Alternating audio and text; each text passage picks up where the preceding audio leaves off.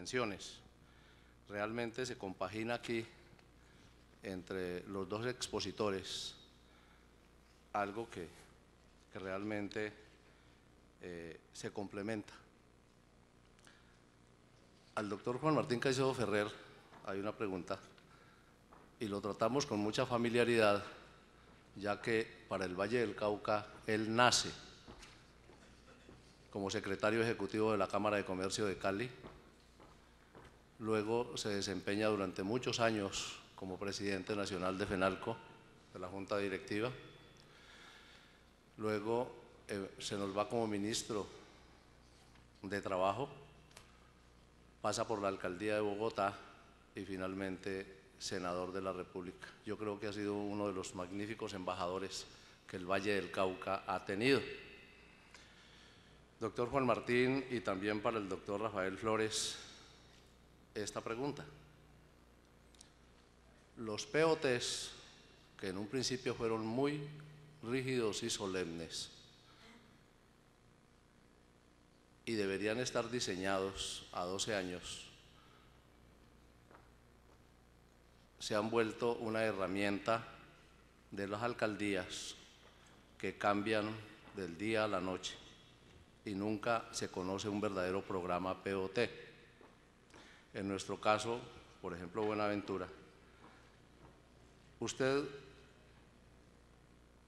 que manejan la parte empresarial, ¿cuál es la estrategia de la Cámara de Infraestructura y usted, doctor Rafael Flores, para establecer unas alianzas estratégicas reales con todas las organizaciones portuarias y aeroportuarias y con las alcaldías de cada uno de estos sitios, para que realmente se inicie un programa coherente de obras de infraestructura para poder responderle a los retos de los diferentes tratados, acuerdos y convenios que hace 20 años estamos trabajando o más, pero que ahora se actualizan? Muy brevemente, los POT tienen una filosofía que me parece que es clave, es la autonomía de los entes territoriales para concretar los alcances de cada POT. Y de alguna manera la filosofía de los planes de ordenamiento pues era estimular esos procesos autónomos territorialmente hablando, pero para que también dentro de esos entes territoriales, a través de unos procesos de concertación, de participación ciudadana entre las fuerzas vivas fundamentales de cada territorio, de cada municipio, de cada distrito, pues se le ponga brújula a la estrategia de desarrollo físico de esos municipios. Yo diría que aquí lo único que tenemos que pedir es que la filosofía del espíritu legal de los POT, que era la autonomía, el proceso de participación y concertación se cumpla. Por supuesto, pues los POT han estado, dijéramos, limitados por todo el aspecto que tiene que ver con falta de recursos, pero es un proceso donde autónomamente y a través de esfuerzos de concertación y participación ciudadana tienen que definirse los criterios y las prioridades en materia de construcción de infraestructura en esos municipios.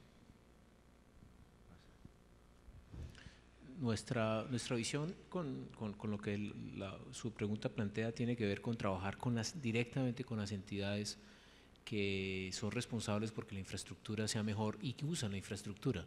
Me refiero únicamente a un ejemplo, somos muy activos trabajando con algunos de los puertos en Colombia, no con todos, pero en este instante, por ejemplo, con el puerto de Santa Marta tenemos un proyecto conjunto muy importante orientado a que toda la infraestructura logística y los servicios logísticos que el puerto ofrece tengan y se basen en todas las mejores prácticas de nivel internacional. Gracias. Nos dicen que el tiempo está supremamente escaso. Hay otra pregunta acá y les anunciamos que estas preguntas se van a contestar por parte de los conferencistas y se les hace llegar a ustedes la respuesta correspondiente. Hay otra pregunta aquí de fondo, también para que la respondan los dos conferencistas. Un país como Colombia, que hizo carreteras políticas y no económicas, y que en el momento se necesita precisamente de esa infraestructura vial, sumado a una política nacional de carga por carretera, que ha sido el gran problema de Colombia y especialmente del Valle del Cauca, que van a proponer ustedes como Cámara de Infraestructura. Y el doctor Flores, con esa cadena de valor y ese uso de las mejores prácticas, para que en lugar de muchas carreteras sean las carreteras que deben ser con base en la seguridad y en la oportunidad que debemos de tener nosotros para llegar a nuestros puertos y aeropuertos. Muy fácil, criterios técnicos. No sé si ustedes se habrán enterado que la Cámara Colombiana de la Infraestructura tiene o está planteando una discusión que creo que es conveniente, es oportuna con relación a las obras que este gobierno pretende adelantar en el modo carretero. 2.500 kilómetros de vías secundarias y terciarias que sin duda son importantes. La red secundaria y terciaria está trazada, pero tenemos dudas sobre la estructuración técnica y financiera de esos 2.500 kilómetros y tenemos dudas grandes sobre las prioridades. Estamos invirtiendo ahí 2.5 billones en los próximos años con vigencias futuras porque no tenemos la plata a la mano, trabajando con un esquema, una estructura de vigencias futuras de presupuesto nacional a 7 años y no tenemos los recursos para hacer la doble calzada Buga-Buenaventura. A duras penas vamos a invertir en los próximos meses 70.000 millones en esa vía, no para hacer la doble calzada, sino para arreglar problemas estructurales que se presentan en el sector de Cisneros. En síntesis, este es un problema de estructuración técnica de los proyectos, pero también de prioridades. Yo no discuto el hecho de que sean importantes esos 2.500 kilómetros de vías secundarias y terciarias, pero la pregunta sugiere ya un planteamiento. Cuando tenemos prioridades en la red primaria no resueltas y cuando ni siquiera tenemos 400, mucho menos 500 kilómetros de doble calzada en Colombia. Nuestra perspectiva es, los empresarios colombianos, creemos nosotros, tienen las capacidades de trabajar y de hacer cada vez cadenas de valor más eficientes. Indudablemente la infraestructura del país no es la mejor, no es la más adecuada, si la comparamos, como lo ha hecho Juan Martín y otros presentadores, con estándares internacionales. Quisiéramos tener mejores carreteras, mejores puertos, mejores aeropuertos, etcétera, etcétera. Hay entidades, directrices de gobierno y demás que van a trabajar en esa dirección. Pero la posición del instituto es muy simple. No podemos tampoco simple y llanamente decidir, esperemos a que las carreteras sean buenas y hayan todas las que necesitamos para plantearnos ser eficientes. Hay que comenzar a desarrollar la eficiencia desde ya, hay que hacer esfuerzos desde ya y por supuesto soportar y apoyar los otros desarrollos de la infraestructura para que el país se ponga a tono con los estándares internacionales. Trabajo en el cual ya se está adelantando una serie de iniciativas, las cuales serán presentadas al país de la mano de otras organizaciones el próximo 10 de noviembre, a lo cual los invitaremos a todos ustedes. Bueno, muchísimas gracias. Nos indican que el tiempo se nos ha agotado, entonces una vez más agradecer a los conferencistas y en nombre de la ANDI se les da un obsequio muy típico de la ciudad de Cali para que lo conserven de recuerdo.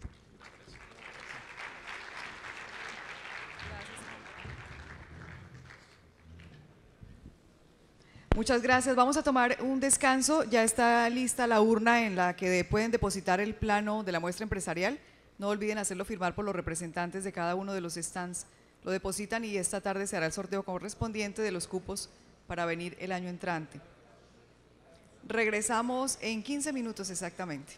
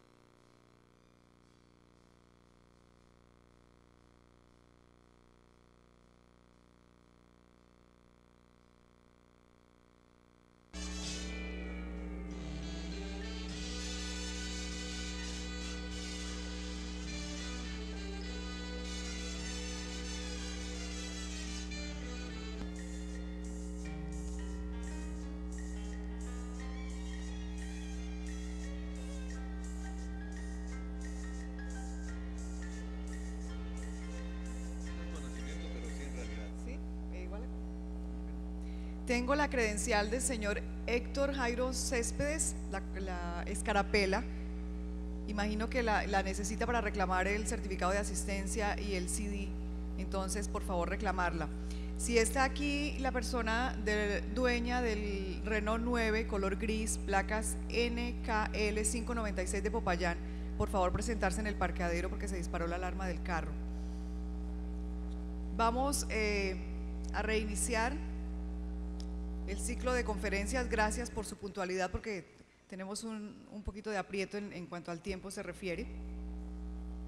Quiero pedirles por favor a las personas que no han devuelto los audífonos al personal de traducción, por favor hacerlo, que ellos deben irse a la Universidad Javeriana a un evento. Les pido su colaboración en ese sentido, por favor. Bueno, quiero darle la bienvenida al señor José Luis Jorquiera Naranjo. Él es socio y gerente de consultoría de BAM Perú S.A. Perú, y él va a iniciar este recorrido por Latinoamérica para hablarnos de las perspectivas y el futuro de la logística en el Perú. Señor Jorquiera, bienvenido.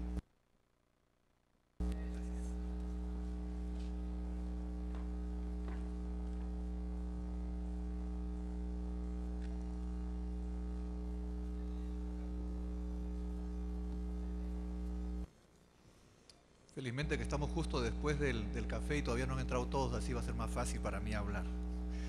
Ok, vamos a ver entonces si pueden pasar al computador.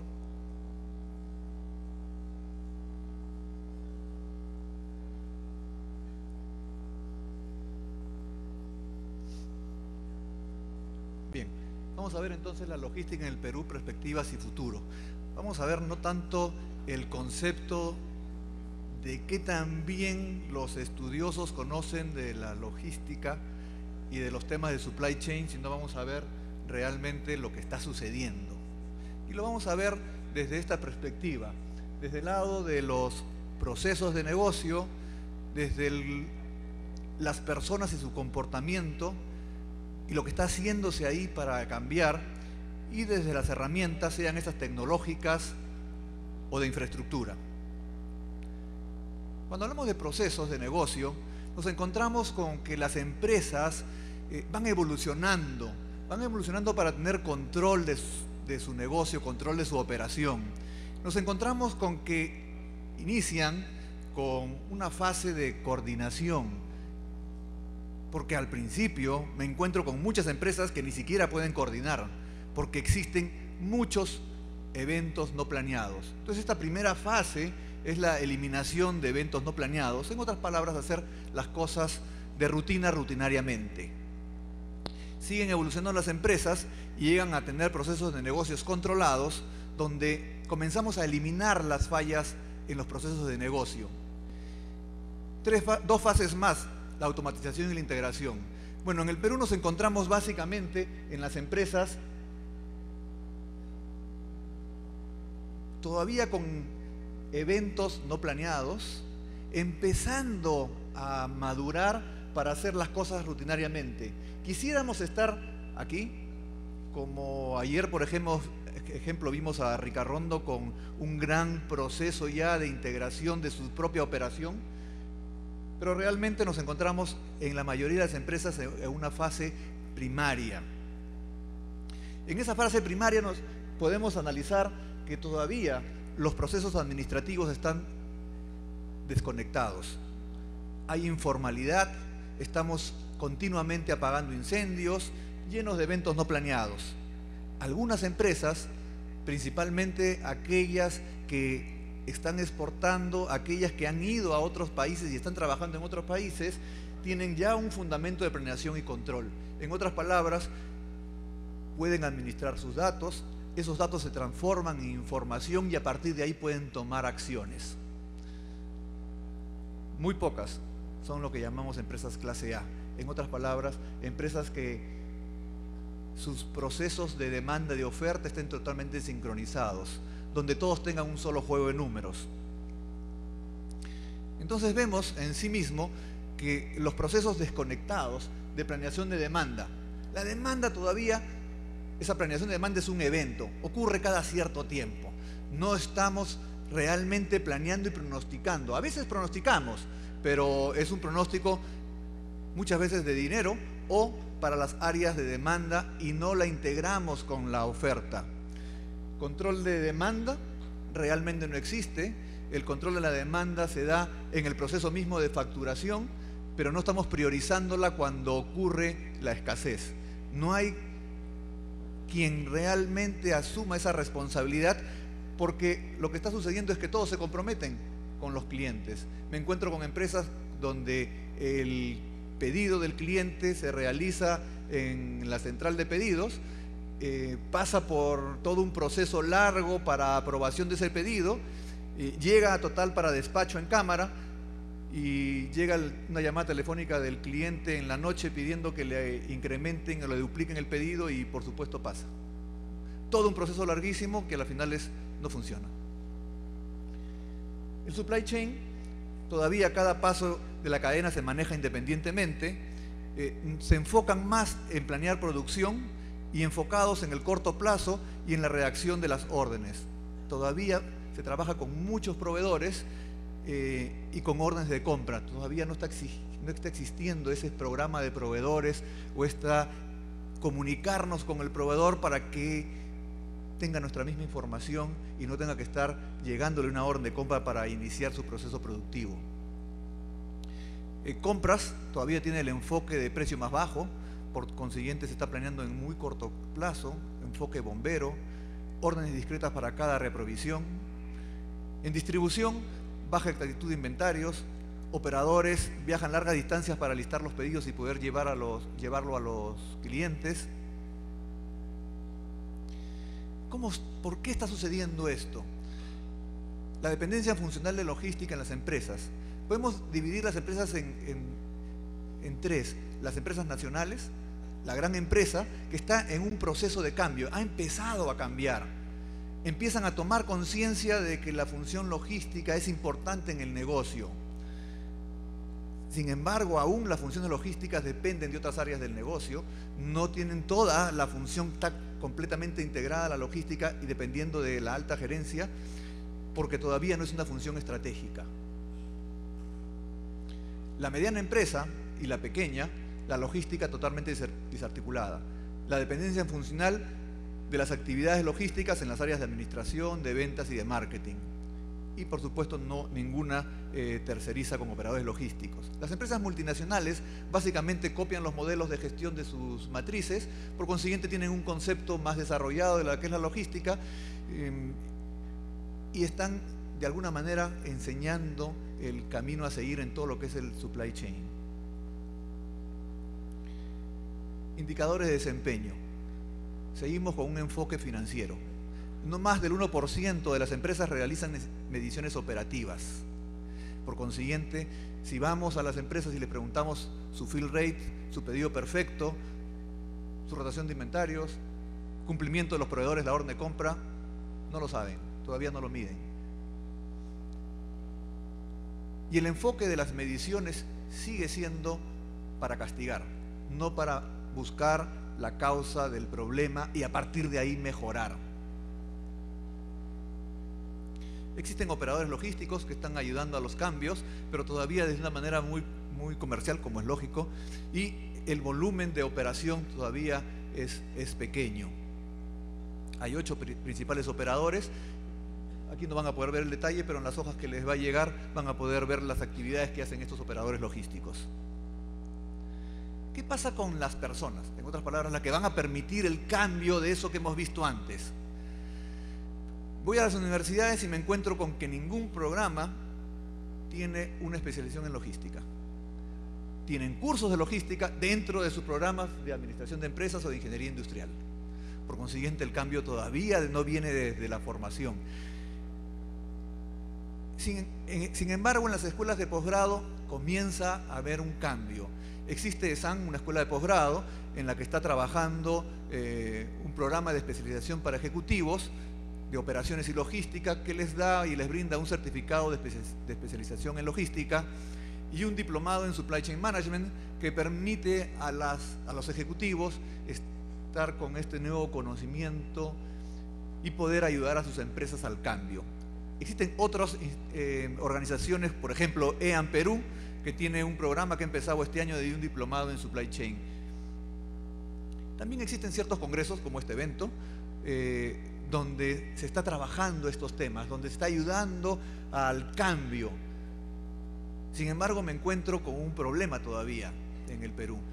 Ayer veíamos que en Ricarrondo se trabajaron mucho en el personal para el cambio. Nosotros podemos decir de que se está trabajando en el cambio en el personal. El problema no solamente es el personal, el problema también son la alta gerencia, que también tiene que entender que la logística es una función estratégica del negocio, que tenemos que integrar los procesos de demanda y oferta si queremos hacer el cambio, si queremos llegar realmente donde nuestros clientes y exceder inclusive las expectativas de los clientes y administrar y optimizar nuestros recursos. ¿Qué pasa con las herramientas? La tecnología de información. Básicamente las empresas se dedican a la información histórica. Trabajamos con datos de los balances, con datos pasados. Por consiguiente, las empresas son lentas. Algunas, gracias a algunos softwares como los ERPs, están trabajando con la información actual. Lo que sucede en ese momento, ya están enterándose que cuando se emite una orden de compra y está llegando esa orden de compra del proveedor al almacén, se están enterando que está llegando al almacén. Bueno, son pocas empresas en el Perú las que tienen sistemas que le permiten integrar toda su información.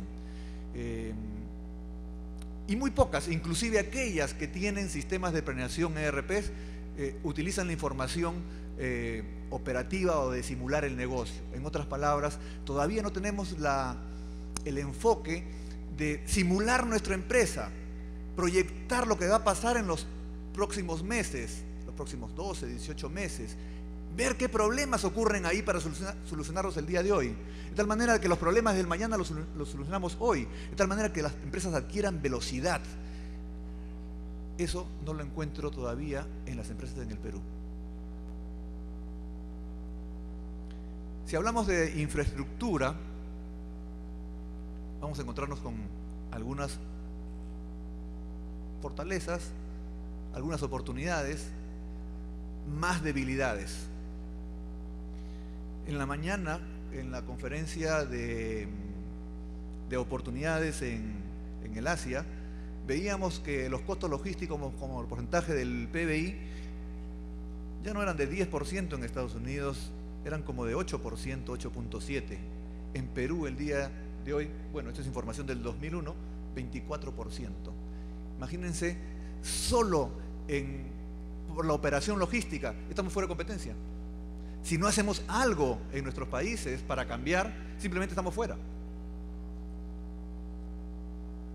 Vamos a ver una radiografía de lo que